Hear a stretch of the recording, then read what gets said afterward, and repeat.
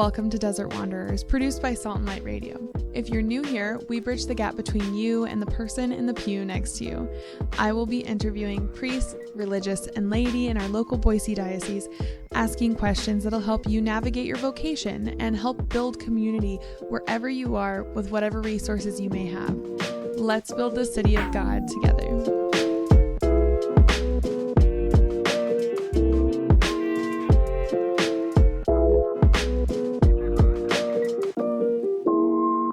Well, welcome, Father Nathan. How are you? I'm doing great. Happy to be here in my own place. Yeah. Happy to have you here. It's actually really fun to set up somewhere else, even though it takes a little bit more time. Yeah. It's really fun to have a different room and atmosphere. I think it brings some freshness to the podcast. Get you out of the office. Yeah, a little bit. Yeah, 100%. It's a beautiful day today, so. And this is like the first time I got to actually sit in this room. So, really? Yeah, I'm in my office. People come to my office. I'll see them out there. But we made this as like the hangout. And then I just don't hang out in here. It's supposed to be a cigar lounge. Yeah, I saw the glasses. It does have if you've looked at the cigar lounge in Steubenville, it has that woodsy vibe. Dude, we just need to get the windows for it. Deacon Dan Jr., get on that, please. Once that happens, I'll be hanging out here a lot more. So at this point. Well, welcome. For anyone that doesn't know, this is the 7 Deadly Sins and their Remedies. This is the 7 Deadly Sins and their Remedies series that we're running on the Desert Wanderers podcast. And today, I have Father Nathan Dail to help talk about lust. I work with college students, so it's a great topic, you know? Right. That's actually, it's funny when I emailed you, I was like, which one do you want to do? And you said lust, and I was like, yes, it's going to be so good. But anyways, let's talk about what is lust. What is lust compared to, I think, attraction? So what is the definition, or how do we look at lust? Well, we should look at it as one of the greatest powers of the human person. Right? Because if you think about the human person as a symphony, that we have our mind with our intellect, our will, our judgment, our passions and appetites, all of that is created good in order to be oriented towards God and towards others and towards life. Like, that's the Catholic vision, is that there's a symphony and a harmony of creation and of our human person. But lust is like the highest frequency. Right, and when it's within the symphony itself, it's good. But when it gets outside of that and given all the intention, then it just destroys the whole song type of thing. So lust, the number one, as I was doing research, the number one word that keeps coming up on that is it's a disorder. So every one of the vices is a disorder. So, for example, the Catechism says, lust is disordered desire for or inordinate enjoyment of sexual pleasure. Sexual pleasure is morally disordered when sought for itself, isolated from the procreative and unitive purposes. So it's really important when we talk about lust it's not evil in itself. It's not bad in itself. And there's good ways and there's bad ways to deal with the passion of lust.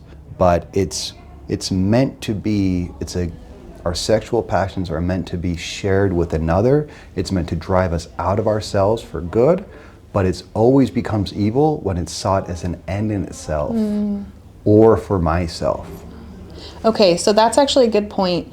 When we say the word lust, could you exchange lust with like attraction? And that lust, because I think when we hear lust, especially as Catholics, I think you hear lust and you're like, sin, danger, bad, no. But how you described it, it almost could be like exchange with attraction, just disordered attraction or ordered attraction. Would that? I wonder, because like you think about it, it's like you can see anything that's beautiful, anyone that's beautiful, you will be attracted to. Right. Naturally, right? And you'll be like, okay, there's an attractive element. That beauty is that which begs to be seen, in a sense. Like it compels us to look at it. So you can be attracted, but it's what I do with that attraction more than anything, you know. And so if I take that into my mind, and one thing we'll talk about obviously in this, but like, there's always been a prohibition on sexual acts in the Old Testament outside of marriage that's not geared towards life. But Jesus, he calls us even higher, right, with living a chaste life, and that is even in the heart. So it's really about how do I see the people around me. When I'm attracted to somebody, do I receive that and lift it up? Like, Lord, I offer her to you, I offer him to you, God bless the beauty, or do I look at it with possessiveness? And that's the thing, it's disordered and it's possessive. I think that's the two big words we should think about with lust. It's disordered because it's a hyperfixation on the possessiveness of that other person. So you put them as an object, and it's selfish. Lust is always turns into about me. But when you are attracted to somebody and you're just saying, wow, they're good, and you offer them up to the Lord, you appreciate their beauty or whatever they have to offer, and then you move on, it doesn't have power over you. And that's the difference between like repressing, right? Yeah. Like good Catholics can fall into scrupulosity when we're constantly trying to like repress and, hit ourselves, whip ourselves because we find the opposite sex attractive. It's like there's nothing wrong with that. There's a natural beauty there, but it needs to be everything is meant to be given back to God. Everything. That's what the forbidden fruit even stands for. It was the tree of good and knowledge of good and evil was supposed to be the place of offering back to God because we couldn't possess it, right? Yeah. But sin started with Adam and Eve when they were already going around the tree. When Eve was going around the tree, she already was thinking about it. It was already in her mind. So that's why Jesus is saying, if you lust after somebody in your heart, you're already moving towards them. And you're starting to reorient your attention to them. One person described worship as attention, like where we give our attention to, right? So like phones and could be sports, but like what do I give my most attention to? So lust is like it's a hyper attentiveness to the physical pleasure, right? And it's for my own possession, and that's when it becomes destructive. I see it. Sexual passions are like the fireplace in a home in the middle of winter. Like it's necessary, and it's so good, and it's beautiful, and it gives life and warmth to the whole house. You can cook around it, you can have family time around it, you can read by it. It just gives beauty and just comfort and life and protection. But if the logs fall out of there, right? Then it destroys everything. Yeah. And so that's what happens with lust. It's the sexual passions are meant for marriage, and they're meant for family. They're meant for celibates. The greatest missionaries in the history of the church have always been celibate men and celibate women, because you use that energy and it's outside of yourself. It's like, how am I going to make myself a gift? And that's, I'd say, like sexual attraction can be a great fuel for driving us out to do great things in life. But whenever I turn it into myself to want to possess it, that's where it's disordered and destructive. Can you go ahead and talk about this a little bit more when it comes to like the suppression part?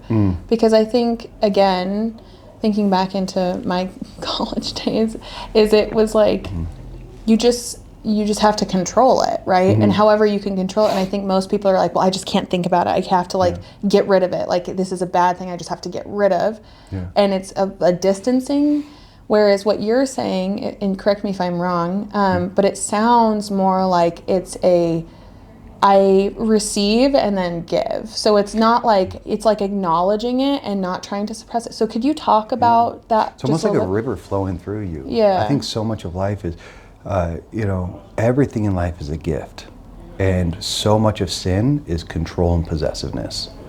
All right, so you can see that with the different capital sins. Pride is like trying to possess my own excellence and my own name and my deeds, and envy, trying to possess somebody else's good because I'm jealous of it, right? Or sloth, trying to possess my own time, like not giving myself, possess my energy.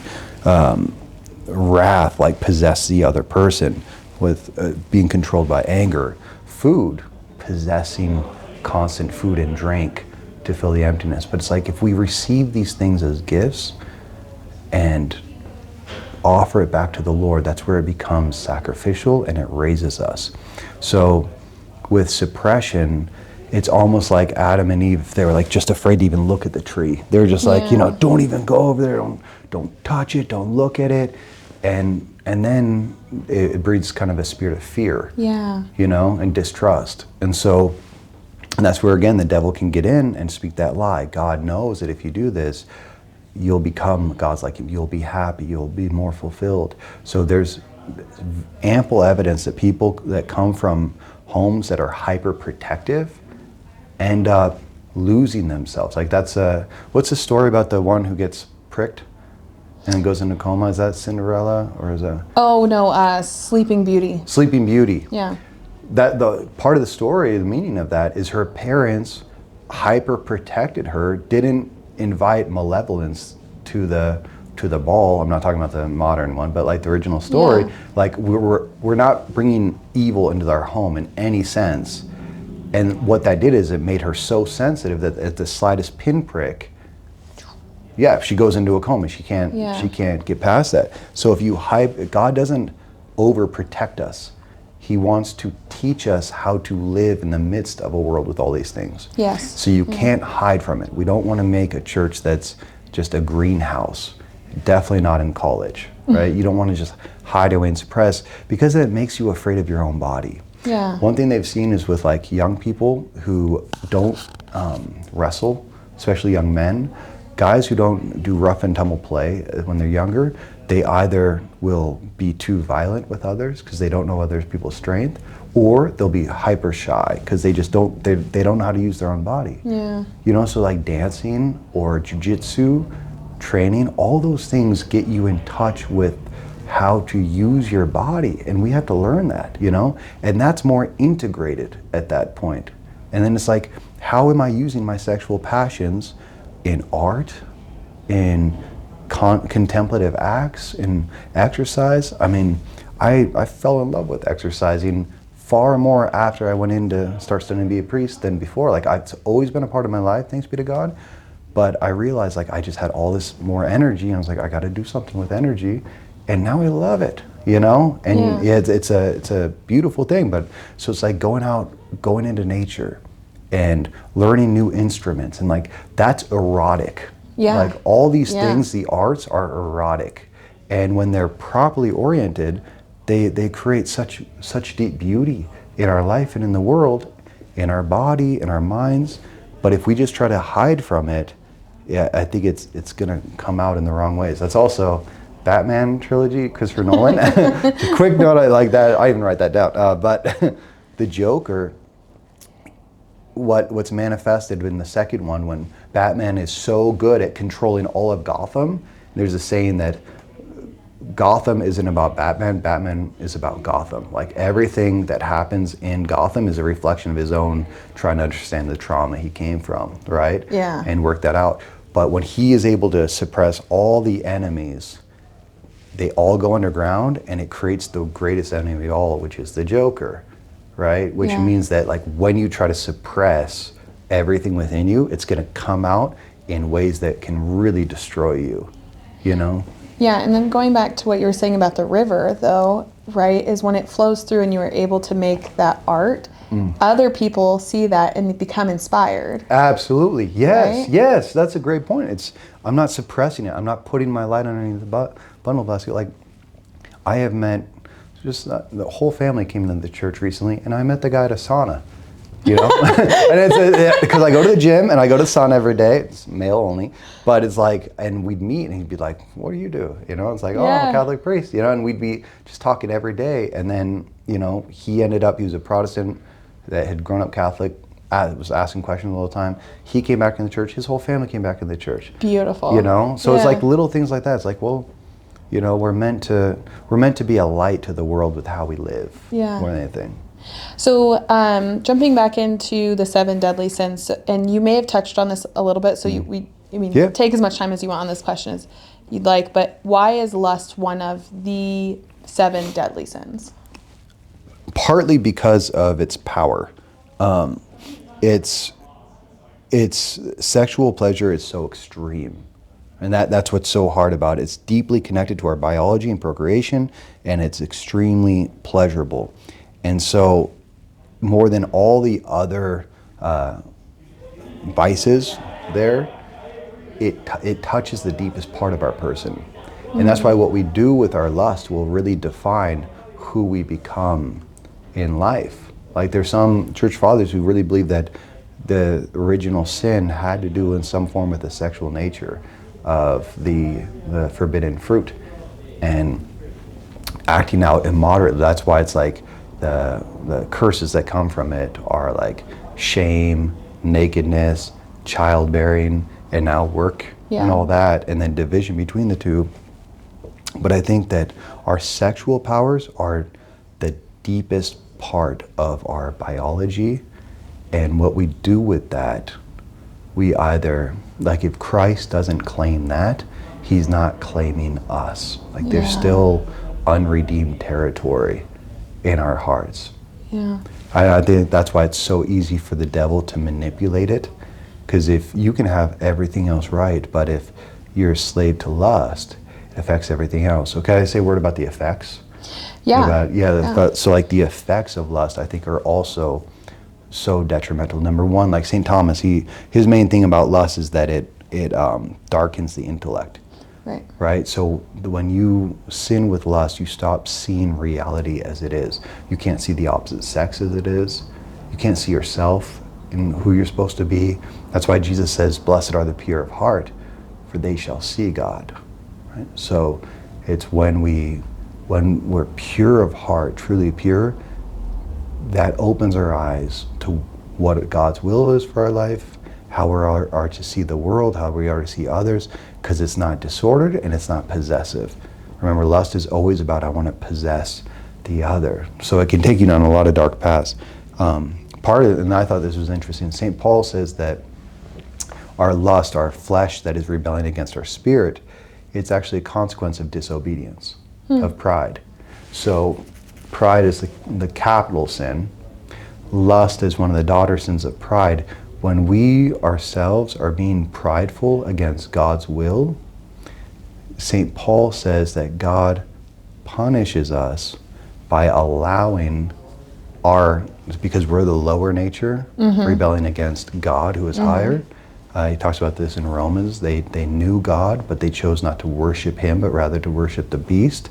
Therefore, God handed them over to their passions so that they couldn't, our lower nature, which is our flesh, our appetites, rebels against our spiritual nature, which is our soul, our mind, our intellect, our will. Why do I do what I do not want to do? Why do I do that I hate? And even St. Paul, he had to, a lot of the saints say that St. Paul, when he talks about that thorn in the flesh, and why do I do what I hate, that it was a struggle with lust. We can't know for sure. Scripture doesn't tell us, but St. Alphonse Liguori really believes that. But he had such a fire, such a passion, but he could have had some hidden pride within his own heart. But God uses lust to humble us. And so then we become, if pride leads us to rebellion against God in any form, oftentimes lust will be an indicator of that. So when I'm really struggling with lust, I have to pray about where's pride in my life, because God will bless you if you're humble in his sight. So looking at that, like where is that manifesting? Secondly,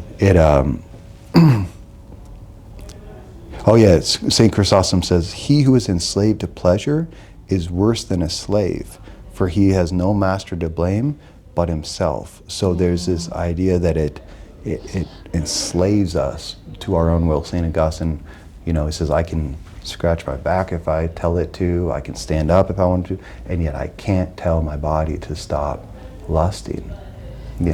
It's interesting. I had Father Alexander Dembowski on, and he talked about envy. And when he talked about envy, he said he had a professor in seminary that said envy is the stupidest sin you could have because it creates a deep sorrow, and yet there's nothing, like no pleasure that comes from it. That's so true. I don't know why those kind of remind me of the same thing. It's such a stupid sin. Yeah. It's like you should at least do something you can get something out of. Right. There's nothing coming.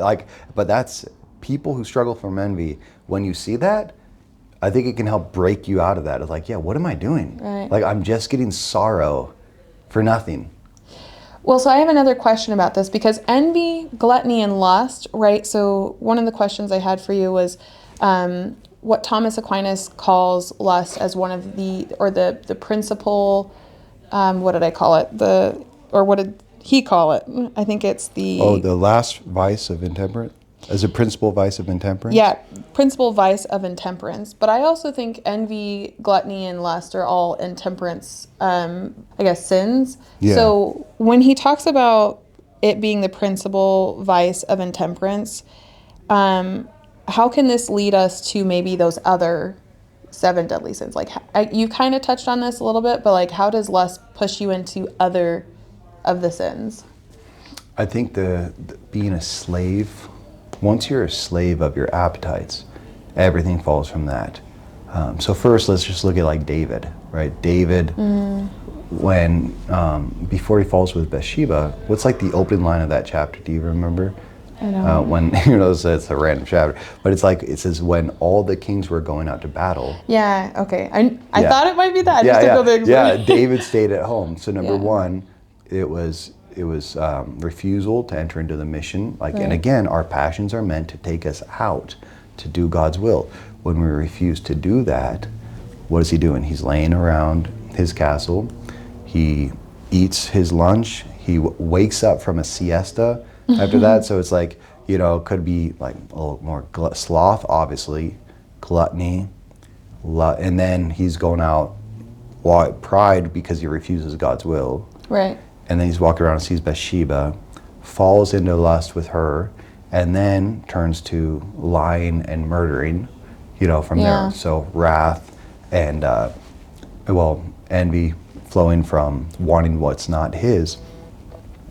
So they're all connected. I see very much pride, when we refuse to do God's will for us, leads to sloth, gluttony, and lust. And those 3 come together really strong. If you have somebody who is not striving to fulfill their potential, their appetites will turn against them. So if you think about it, like gluttony, sloth, and lust are all about taking into myself. Like, I just want to relax. I just want to let my passions fall into me and just keep me on this couch. And then I'm hungry. So now I'm eating. Well, what flows naturally out of that is the passion of sex. And so those 3 I've always seen, like pride always gives rise to those 3 sins. And then from there, it's easy to envy. The more you live out of that, you become enslaved. And then it causes you to envy like what you don't have in life, because you yourself aren't even living up to your potential. Right. And like that's the great danger, is like anyone who's a slave of lust, and this is a difficult thing maybe to hear, anyone who's a slave of lust, not going to fulfill God's will for their life. Maybe in pieces, but you have to be free in order to do God's will. And I was reading an article on this by Father John Hardin, where I got a lot of information. I love Father John Hardin, and great Jesuit. But he said, just as like Jesus says, you must be willing to cut off anything that is to separate you, like cut off your arm, pull out your eye, whatever, that would separate your whole body from being thrown into Gehenna. He's like, lust is the ultimate enemy of our salvation. And when it darkens your intellect and weakens your will, then we don't have the strength or the vision first, or the strength to follow God's will in our life. And so that's why it's so destructive, because it turns your whole body. St. Augustine said, curvatus in se, that I become curved into myself. That's what sin does. It causes us to become like the animal, bent in on ourselves, right? Where my whole being is falling in, right? That's a good image, actually. Yeah. And like Scripture often talks about the upright man, the upright, righteous man. And you think about that, being able to stand with, shoulders back, head up, like proud of who you are, walking with confidence and grace is very different. And that's what grace does for us. It lifts our eyes, our vision, and it reorients us. But sin is this slavery that bends our back and our neck and our head down into ourselves and into this world. And because of that, we become enslaved and we become blinded and we become weaker and weaker in that. Yeah. That's a really, really good image, right? Because we always talk about, like, there's, in metaphysics, there's like the vegetative and then the animal, and then us with our intellect. And when you have your pet, it's like almost like going down a level, right? And I also like the, like you said, in the image of like a dog or something, or like a cow, or just like an animal's on all fours and they're like completely like bent over, right? Perfect thing.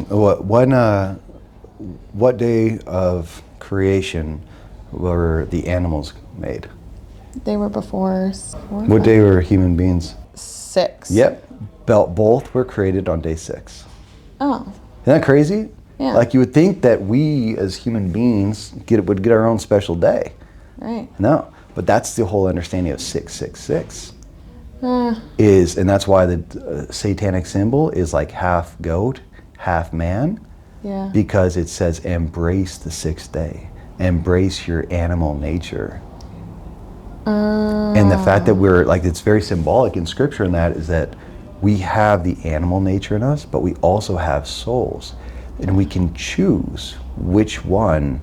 We can rise up to God for the 7th day for worship and beyond this world and transcendence, or we can fall into ourselves and become the animal. But both are within us. That's crazy. Yeah, that's intense.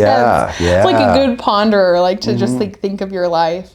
Well, I think of I think of Father Mike Schmitz often, and he, I think at Seek, talked about whatever you give your time to. I think is the same thing you mentioned earlier. Like, basically, what are you giving your time to and attention to, and like, is that equal or above, or is your worship, like, are you thinking and praying equal or above whatever you're giving your attention to? Yeah. So I thought of that when you were talking, but that's basically what you said earlier as well. So. Very much, and it's like the more we look at it, Saint, what's her name, Francis and Saint Clare of Assisi said a beautiful line: "We become what we love, and whatever we love, we begin to imitate." Yeah. And so that's why, if you act like a beast, if you love like a beast, you're going to act like a beast, and you're going to lose your rationality, and that's why it breeds confusion and it brings impulsivity, like that wrath aspect. Wrath and lust are both grow within the person, because it's like, I need to just respond. You're just that constant, like, that animal nature.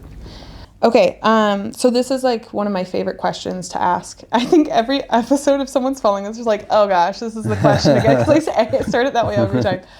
But I really like this idea that sometimes our sins hide from us, right? And we're not aware of them necessarily. Like, they work through our lives and we're not even aware. And this kind of goes through the episode with Father Vogel on pride. He talks about people going to confession, and for not because they're intending ill, but they only go like maybe every 6 months, maybe once a year, and all they confess is like 1 or 2 things. Yeah. And he was talking about there's this type of sorry, what's the word? Unconscious, almost, like. Yeah, it's like we're not being reflective, so we're not reflecting on our lives. Yeah. And so I think in that space, a lot of us can have hidden sins, right?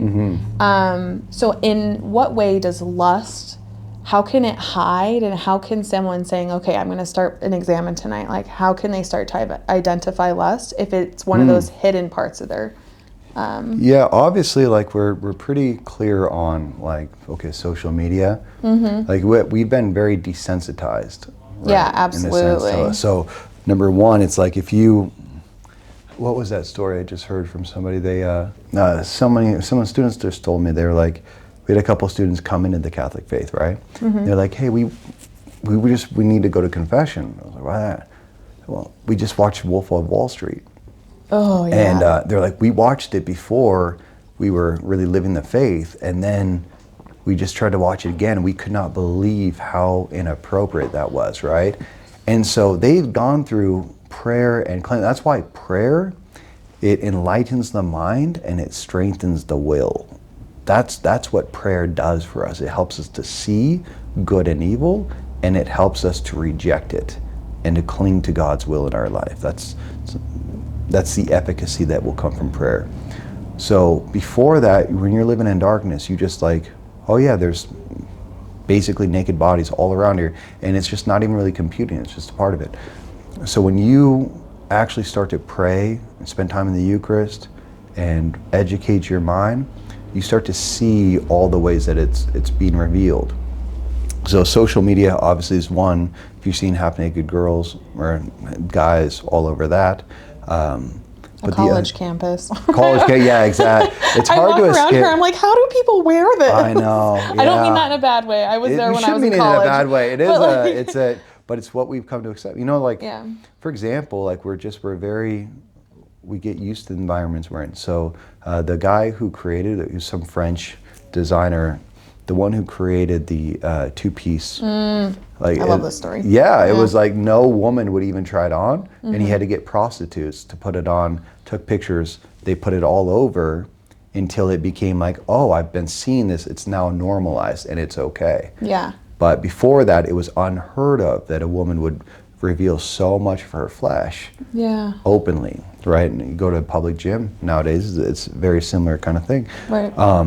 So knowing that we happen to take in our environment, that's why prayer is so important for us to constantly see, like, what am I taking into my vision that is corrupting my thoughts? Like, all lust comes from our visual. Like the world itself has to give us that content. So I think number one, though, is just really looking at where am I bringing the bodies, inappropriately dressed and whatnot into my vision, and how am I feeding that? That's the easy part.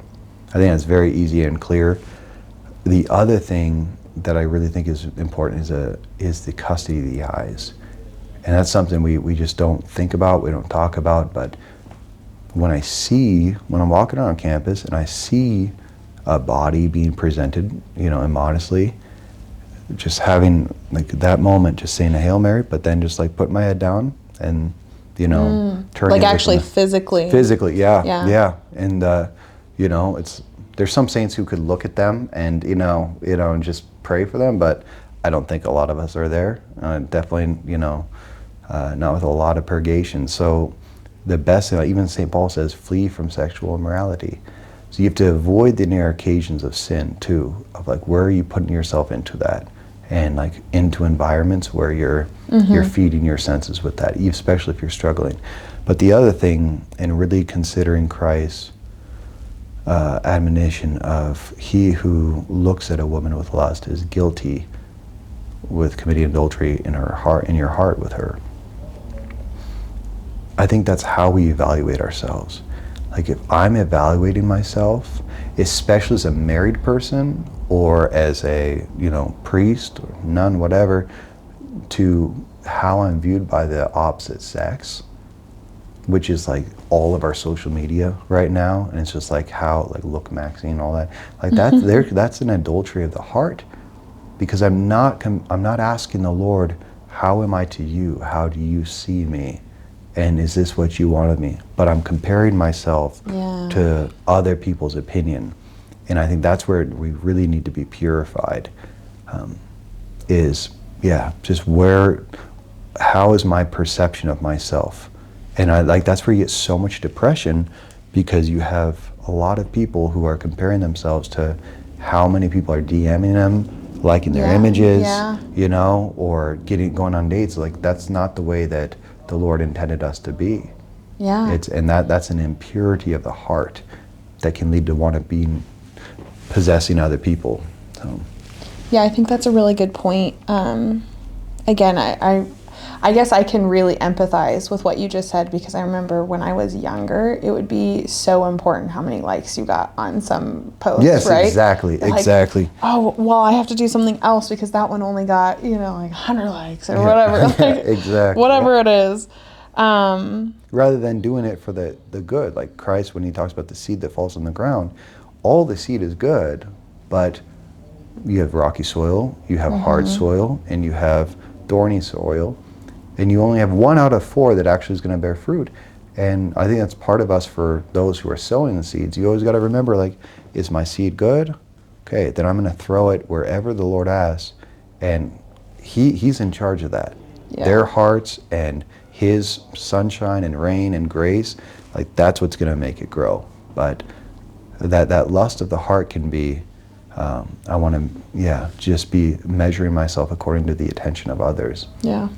So when we're thinking about lust, you've kind of provided a few remedies, which is like physically, like looking away when you see something, or guarding the mind from social media, right, from movies, social media, right. books. You know, like 50 Shades of Grey, the only one that sold more than that is the Bible. Are you kidding me? Look it up. That's It's crazy. the highest selling. Yeah, it's and it touches, well, because although pornography goes across everyone's, for women it's much more auditory. Yeah, that makes sense. So like what they're reading, listening to. So with women, lust has to be really guarded, and like what is the content you're taking in on the books. Could you go between how lust looks for women versus men? Because it is, I think, it would be very different. much. Yeah. I mean, you don't have, how often do you see like a billboard trying to sell wine with a man's hairy leg on it? You know, you let me know when you see that, and I'll say that women are visual creatures. So it's like men have a much higher visual stimulation than women do, and so we're constantly evaluating everything by what we see, and so that's why custody of the eyes is much stronger for men than it is for women. Women, it's much more auditory. It's the seductive element of the serpent, and so taking it like what am I listening to, and what's feeding my imagination. There can be a lust for, especially the pornography is, again, it's men and women, but it's predominantly men, right? But I think what's just as destructive and lustful is social media on a woman's brain. Or like our grandmas used to read romance novels. Like, do you remember those? Yes, exactly. Yeah. I feel like grandma-aged people, like they have like shelves of And like you're romance exactly. novels. And you're like, what? Yeah. Right next to the Bible. You know? Right, exactly. Yeah, and the saints. So, yeah, exactly. And so it's with, but with social media, what can be difficult is,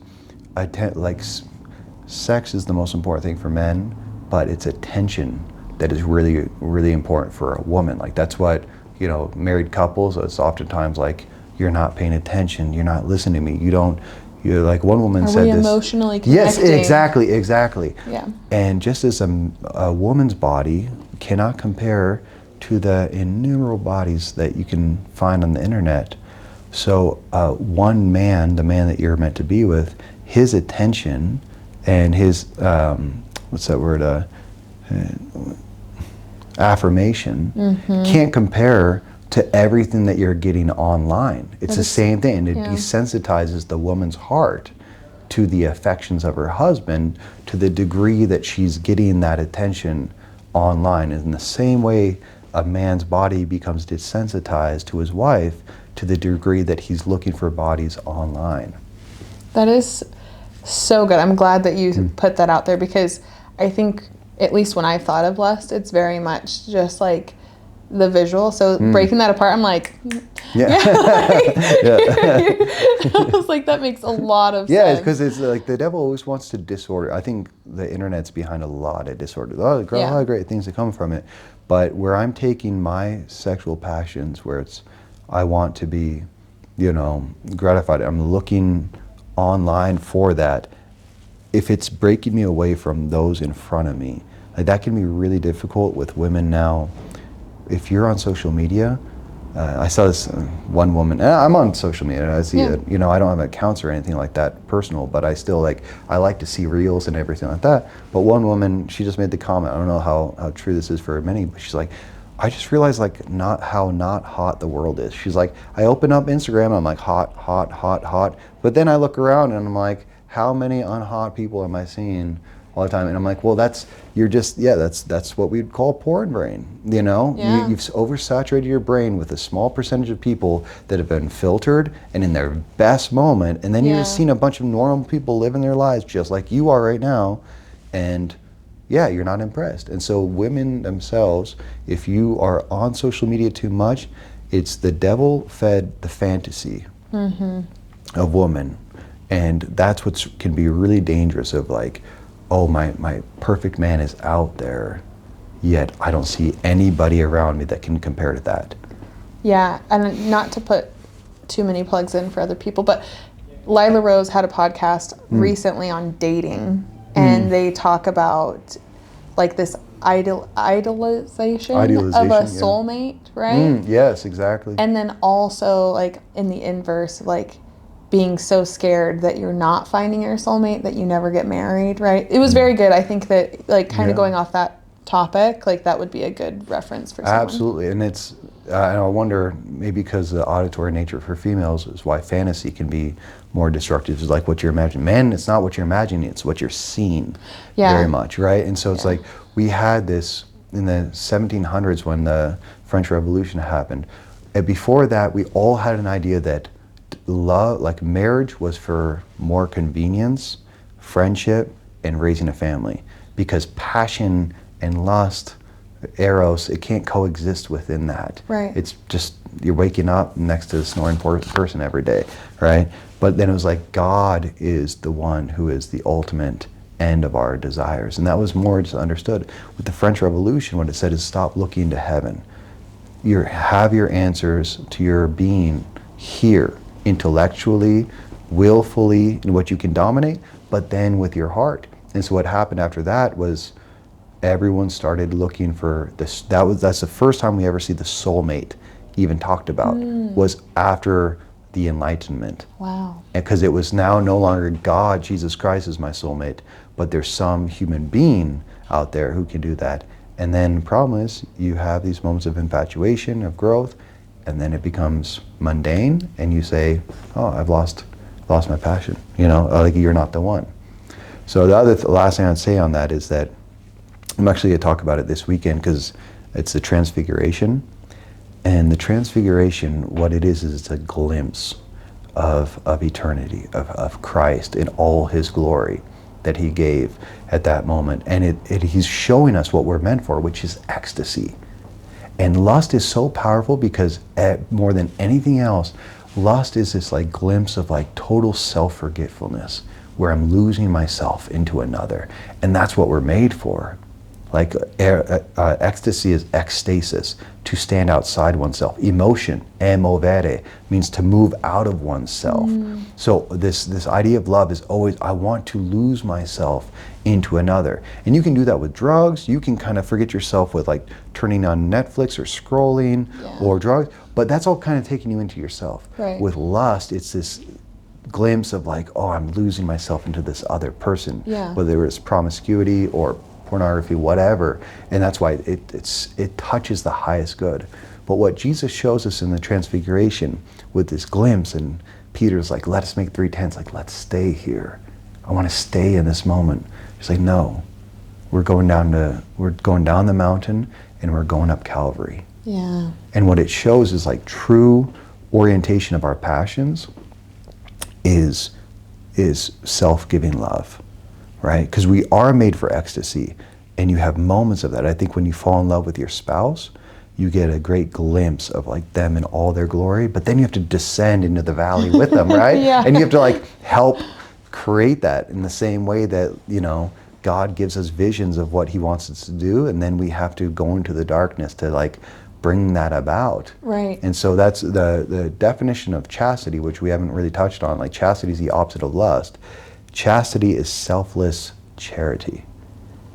I'm not, to the degree that I'm acting for the good of another, it's the opposite of lust. Lust is disordered passion that's possessive for myself. I'm using somebody else for my own fulfillment. And every time we do that, we always crash. We always feel this deep emptiness come over us, right? After the act is over. But no one feels that when you have to take up the cross, when you are giving yourself, right? But that's what actually will give you life. So Jesus on the cross, he becomes pure eros, pure self-giving agape love, which is very passionate, right? They call it the passion, but it's also great suffering and death. And that's where the Mass comes from. It's God totally pouring himself out for us, and us giving him that attention and pouring our hearts out back to him. And that's where everything is meant to be reordered in our life. into a self gift. Like that's the great symphony of our life, is selfless charity. My whole being is made for another. But on this side of the, and that's love. But on this side of the, heaven, that takes the form of the cross. And that's what Christ is showing us. And if we're willing to take up that cross, we'll reorient those passions properly. In family life, which is childbearing and for the good of my spouse. In priesthood, it's going to be for my mission work. For nuns, it's going to be for prayer, sacrifice, I like how it really does, I like your image of going from the transfiguration to the cross, right? And if the cross brings us to heaven, really our vocation is the walk, right? Yes, exactly. Yeah. That's really good. And I tell people, it's great when you have a transfiguration moment, but you don't build your vocation on Mount Tabor. You do it on Calvary, right? That's where you're kind of, and that's the thing. It's like when people often say, I love you, what they're really saying is, you make me feel good right now. Well, do you remember, I forget, in our marriage prep, there's this, they talk about this one country, I don't even remember, it's a city in a country in Europe somewhere. Yeah. But they have almost a 0% divorce rate. And the reason why is they hold a cross when they're getting married as part of their tradition, is you hold a cross while you get married, and you basically say that you are my cross now. Which in a way is kind of morbid, but at the same time it's true. It orients you to that. It's you're making me suffer? Well, you're my cross. That makes sense. Right. I'm choosing you freely. I'm choosing you faithfully. I'm choosing you fruitfully. And I'm choosing you forever. Right? So it's I am choosing. That's perfect. That's a great image. And I've been, more students are doing that. More people I'm marrying have been bringing up that custom to put the cross in between their hands and then I have them put that on top of their bed. But that's it. It's because if you think that marriage is supposed to be the fulfillment of all your desires, then the second things start getting bad, you're gonna be oh, I thought I loved you. I don't. This is painful. You're not making me happy. This is not what I expected. So it's all about our expectations in life. And the more we live according to lust, it blinds us. And then we choose people that we shouldn't have chosen in the first place. Right? Because it's more just for the flesh. And then as soon as the flesh turns on us, which it always turns on us, whether by going away or desiring something different, then we ourselves are I'm in our selfish pride, I need to go somewhere else. Rather than, no, I'm here to love you, and I'm here to make of myself a gift to you. And your passions, when they're properly oriented, becomes like that fireplace. It becomes a great warmth and a life-giving atmosphere for your vocation. All right, and then I'm actually noticing that my mic's going, so I'm going to wrap up here a little bit. Okay, so what is practical things people can do today, either spiritually or physically, to start combating lust? Ooh, okay. I got a few actually notes on that. Number one, the Holy Eucharist. Quote by Father John Hardin, the Holy Eucharist is the great source of chastity. Christ strengthens the will against temptation and purifies the heart of disordered desires. And so the more we experience the Holy Eucharist, this is my body given for you, we learn to make a sacrifice of our body. Christ's body is pure self-gift. The more we receive Holy Communion, the more He empowers us to make a gift of our own bodies. Humble confession, especially not receiving communion in a state of mortal sin, our humility in going to confession to receive Holy Communion can be a great power, right? But then the practical steps, and meditation itself, time before the Eucharist and the Rosary, can help purify the mind of the images too that we've seen. But sometimes you're just so overridden by thoughts. It's not good to just go to the chapel and pray. You need to do something with that energy. So when I'm overcome with lust, don't just run into the chapel, because sometimes you'll just be deeper in your own mind and thoughts, and it'll just get worse and worse. Don't go to your own room, but you can go outside and take a walk. Number one, just open your mind to creation. Number two, you find practical things to do, which is, like I said, eating healthy food, making a nice meal. Cold showers in the morning are really good. Just little things of asceticism, of I control my body. The other thing is going to the gym. You need to go to the gym on a regular basis, Because like I said, sloth, gluttony, and lust are always go together. So if you're not using your energy by exercising every day, it's going to turn on you one way or another. The other thing, I would like, obviously, rosary, scripture, adoration, confessions, that kind of thing. And get rid of the near occasions of sin. Mm-hmm. Like, really look at what are the places and ways that this sin is coming into my life, and make concrete decisions to cut those things out. You can get blocks on your phone, the bricks. You can completely get rid of apps, but you have to make a fundamental decision of like, I see this is where the mosquitoes are getting into my tent and they destroy me all night. Okay, I have to cover this near occasion of sin in order to have that freedom. And then, yeah, I think the last thing is an ordered life. I've really come to see, especially with Lent, I've made a strong like orarium, and just doing the same things on a regular basis. It is such a great protection of the mind and the heart and the soul to just live with more peace day to day. Because lust oftentimes comes from, I just feel divided within myself. I feel rushed all the time, and it's like this quick fix of just like, oh, I can relax, you know? And then you feel terrible. It's like if you have an ordered life that you love, that you enjoy living, lust has much less of a power. So just like Odysseus, when he's traveling by the island of the sirens, you know, if he was listening to something else rather than the voices of the sirens, they'd have less power over him. Mm-hmm. You know what I mean? And they always say that what that's a sign of is when you lose sight of your purpose in life, that's when the sirens will call loudest. So if you don't have a strong purpose for what you're going towards, then lust will be much louder in your life. It almost sounds like goal centering also would be important in Absolutely. that. So you have something you're like working on. Yes, big picture, like 5-year plan, whatever, but also exactly that, and a daily, and that's why I think you need to bring it to a daily thing, because the more abstract your life is, it's easier to throw away. Yeah, and like lust feels like it grounds us, maybe the biology of it, of procreation, but it like almost feels like it's grounding you into something when you're just like floating. So the more concrete your life is, you know, of prayer, of discipline and exercise and being with other people and having hobbies and going, you want to fill your life up. That's what it's really about. Cutting out certain things that are near occasions of sin, then you have to fill your life up. And the degree that you fill that up with God and with community and with beautiful things that give you life, lust is going to have such less power over you. So say someone listens to this podcast and they think, okay, I'm going to work on lust for the next 365 days. And they do everything that you suggest, right? And they get a spiritual advisor and they really work on this. What is their life going to look like in the next 360 days that will show them that they are progressing in the spiritual life?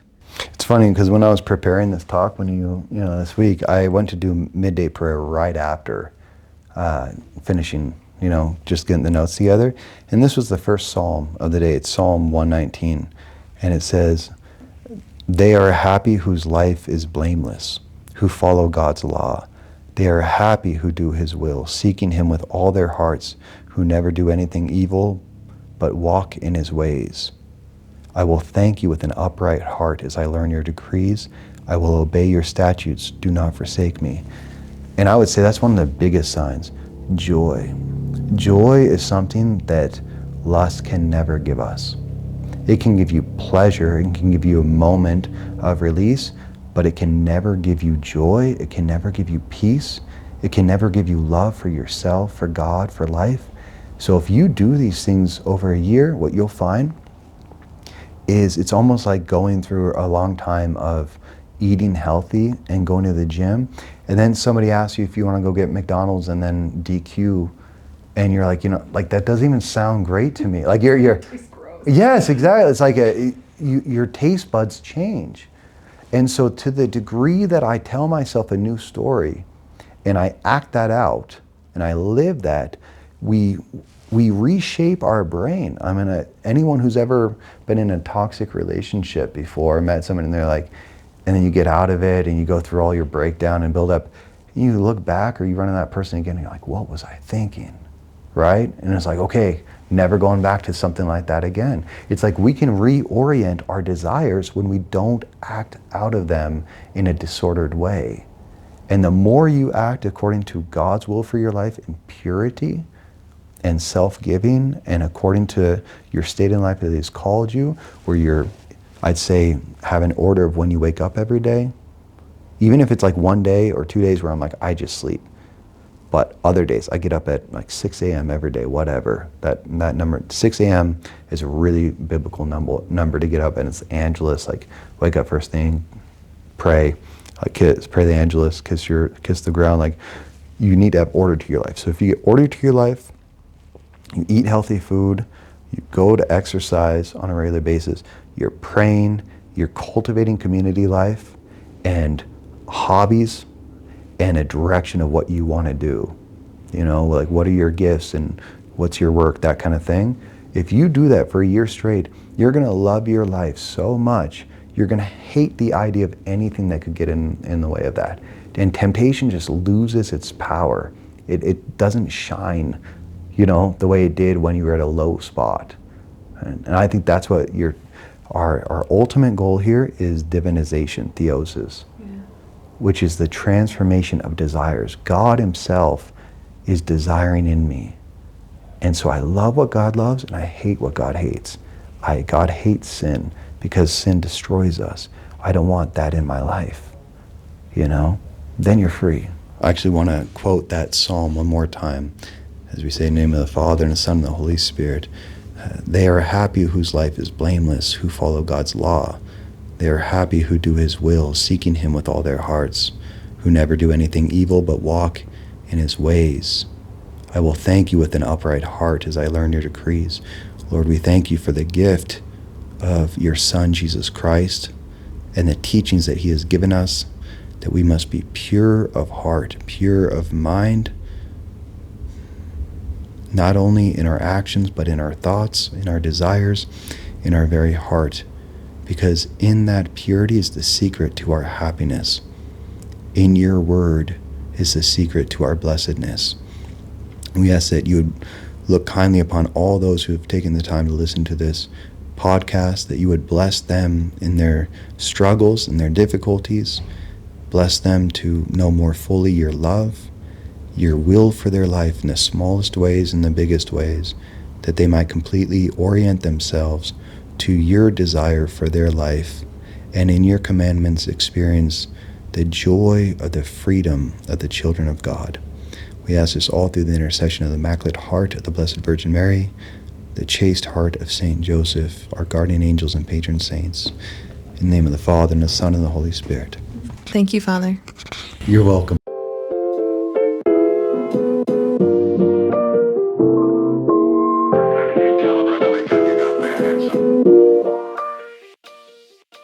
Thank you for tuning in to this episode of Desert Wanderers. If you liked it, give us a thumbs up as well as subscribe down below.